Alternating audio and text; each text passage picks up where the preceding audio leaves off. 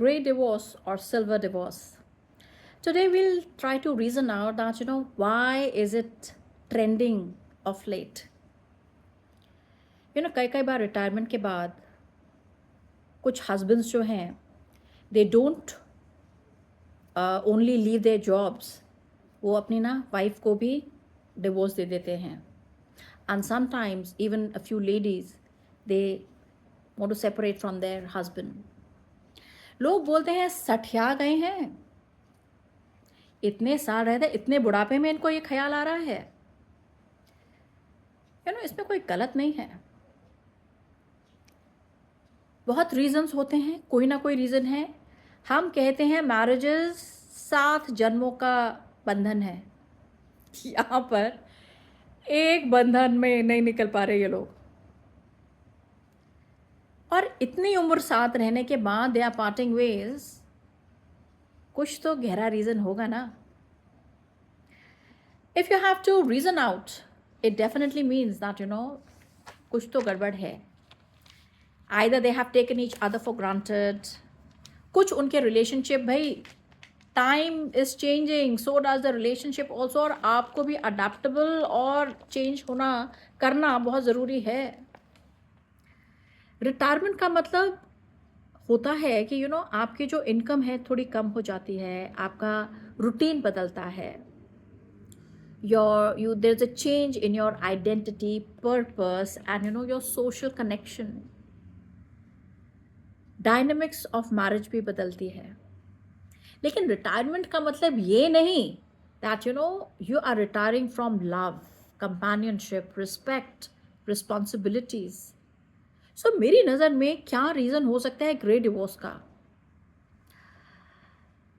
Of course, there are certain things that you have been ignoring. You have not been talking about it. बच्चों को पालने में बस बच्चों पे इतना फोकस है कि अपने रिलेशन कहाँ जा रहे हैं उसका कोई ख्याल नहीं रखता.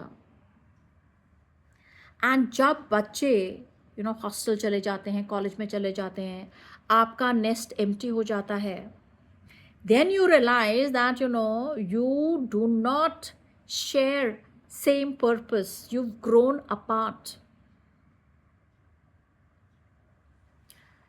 कई बार क्या होता है कि हम एक उम्र के बाद हम बोलते हैं भाई हमने कितना खिच खिच पिच पिच करके हम जिए हैं, बच्चों के लिए साथ रहे हैं. अब नहीं, अब बच्चे बड़े हो गए हैं, वो समझते हैं इस बात को. And let's not shame, let's prioritise our personal peace. Humans हैं हम, we should take care of our peace. क्यों आजकल क्या है कि भाई लाइफ एक्सपेक्टेंसी भी तो बढ़ गई है ना. आप रिटायर हो गए हैं, उसके बाद भी आपको 20 से 30 साल और जीना है. तो कैसे रहें उस प्राणी के साथ जिसके साथ आप स्ट्रेंजर हैं. There is no connect between the two of you.